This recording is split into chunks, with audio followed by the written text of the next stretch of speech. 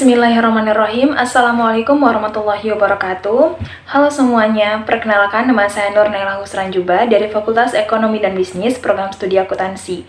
Baik, pada kesempatan kali ini saya ingin menjelaskan sedikit tentang etnometodologi. Pembahasan sebelumnya saya telah menjelaskan tentang fenomenologi, ciri-ciri, dan lain-lain. Dan pada kesempatan kali ini saya ingin menjelaskan tentang apa itu etnometodologi.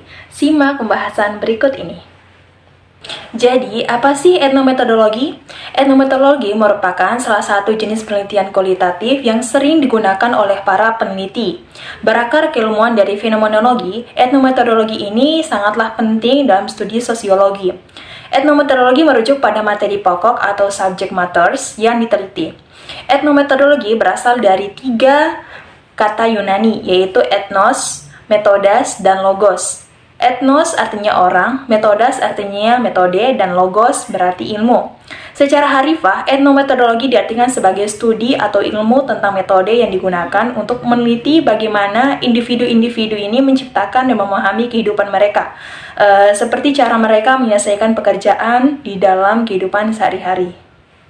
Jika etnografi berfokus pada budaya kelompok, masyarakat atau anggota masyarakat, dan fenomenologi berfokus pada makna suatu tindakan atau peristiwa, maka etnometodologi ini lebih berfokus pada dunia konstruksi individu-individu dalam memahami sesuatu sesuai akal sehat atau common sense yang berlaku dan makna yang diterima secara bersama-sama. Etnometodologi adalah studi tentang bagaimana tatanan sosial diproduksi dalam dan melalui proses interaksi sosial. Ini umumnya berupaya memberikan alternatif terhadap pendekatan sosiologis mainstream dalam bentuknya yang paling radikal. Baik, masuk pada tahapan pertama, yaitu tahap perkenalan area penelitian. Pada tahapan ini, peneliti harus melakukan observasi atau pengamatan secara umum dengan tujuan untuk menangkap suatu realitas yang terjadi di area penelitian, di mana penelitian akan membuka aktivitas wawancara terhadap subjek yang memiliki prospek untuk memperoleh informasi yang mendalam mengenai kehidupan atau aktivitas keseharian subjek.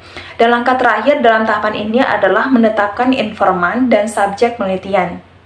Selanjutnya yaitu tahap pengumpulan data dan analisis area penelitian. Pada tahap ini merupakan tahap di mana peneliti melakukan pengumpulan data. Ada 5 langkah yang harus dilakukan dalam tahapan ini, di mana 4 langkah diantaranya adalah menetapkan partisipan yang akan diobservasi dan melakukan wawancara terfokus. Langkah berikutnya adalah menerangkan dan melakukan pengecekan atas validitas data. Langkah selanjutnya yaitu menemukan tema analisis substansi, tematik, ataupun analisis menggunakan coding analis. Berdasarkan tema yang ditemukan, maka dapat dilakukan pengembangan teori. Tahap yang ketiga atau tahap yang terakhir yaitu mempersiapkan laporan penelitian. Ada 2 langkah yang harus dijalankan dalam tahapan ini, yakni mendiskusikan teori yang baru dengan teori yang sudah ada sebelumnya. Dan langkah terakhir adalah dengan melakukan pencatatan menggunakan laporan penelitian etnometodologi. Langkah-langkah dalam penelitian etnometodologi biasanya melibatkan beberapa tahap dan langkah yang berbeda. Misalnya, penelitian ini dapat melibatkan studi tentang tindakan manusia dan suatu kelompok masyarakat tertentu. Dalam konteks validitas dan reliabilitas, etnometodologi biasanya mengukur konsep dengan alat ukur tertentu yang sesuai. Cara melihat validitas dalam studi etnometodologi cukup sederhana, yaitu sebagai berikut. Dalam etnometodologi, ada beberapa teknik pengumpulan data yang dilakukan oleh para penelitian. Yang pertama, yaitu studi literatur. Ini melibatkan pengumpulan data dan analisis data dari berbagai sumber literatur. Ini bisa berupa buku, artikel jurnal, laporan penelitian, dan sumber lainnya yang relevan dengan topik penelitian. Yang kedua, yaitu observasi. Observasi ini merupakan salah satu teknik yang melibatkan pengamatan secara langsung terhadap subjek atau fenomena yang sedang diteliti. Observasi ini dapat dilakukan dalam berbagai pengaturan, seperti di rumah, di tempat kerja, ataupun di tempat umum. Yang ketiga yaitu wawancara. Wawancara dapat dilakukan secara langsung ataupun tidak langsung melalui telepon atau media online. Wawancara biasanya melibatkan serangkaian pertanyaan yang dirancang untuk mengumpulan informasi tentang subjek atau fenomena yang sedang diteliti. Yang keempat yaitu dokumentasi. Ini melibatkan pengumpulan dan analisis dokumen yang relevan dengan subjek atau fenomena yang sedang diteliti. Dokumen ini bisa berupa pencatatan, laporan, surat, atau jenis dokumen lainnya. Dalam penelitian kualitatif, ini memiliki suatu tujuan, yakni bertujuan untuk memahami kondisi suatu konteks dengan mengarahkan pada suatu kondisi pendeskripsian secara rinci dan mendalam atas suatu gambaran kondisi dalam suatu konteks yang dialami atau natural setting tentang apa yang terjadi sesungguhnya. Sehingga dapat disimpulkan bahwa dalam penelitian kualitatif, pengukuran data dilakukan secara kondisi yang alamiah, adanya sumber data primer, dan teknik pengumpulan data yang lebih banyak dilakukan atas hasil observasi peserta dengan cara melakukan wawancara yang mendalam. Sedangkan alat perolehan data biasa berupa alat perekam, kuesioner, pedoman, wawancara, alat ukur proses, foto, dan lain-lain. Dalam penelitian ini dilakukan pengumpulan data menggunakan dua sumber data, yakni sumber data primer yang diperoleh dari hasil wawancara yang mendalam, yaitu foto atau kegiatan, serta dokumentasi seperti alat perekam, catatan penelitian, dan video atas aktivitas penelitian, serta data sekunder yang diperoleh dari pelaporan keuangan entitas biasanya dan dokumen-dokumen pendukung lainnya. Analisis data menggunakan metode etnometodologi.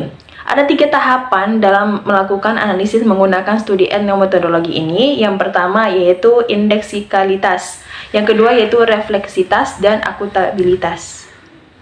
Indeksikalitas yaitu tahapan di mana penelitian menangkap informasi yang bersifat simbolik berupa ujaran-ujaran atau ucapan-ucapan, gerakan atau bahasa tubuh, aturan atau tindakan yang mengandung tanda ketidaksempurnaan.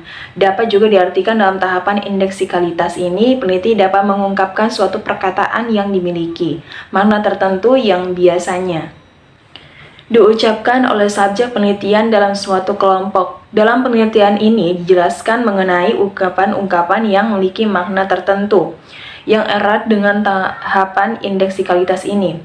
Yang kedua yaitu refleksitas. Refleksitas merupakan tahapan di mana suatu atau seorang peneliti menggambarkan praktek atas suatu kerangka sosial yang mendeskripsikan serta menghasilkan suatu interaksi yang dapat diartikan sebagai suatu pemahaman dan mengungkapkan pemahaman tersebut dan mensyaratkan suatu yang dapat diamati oleh waktu bersamaan.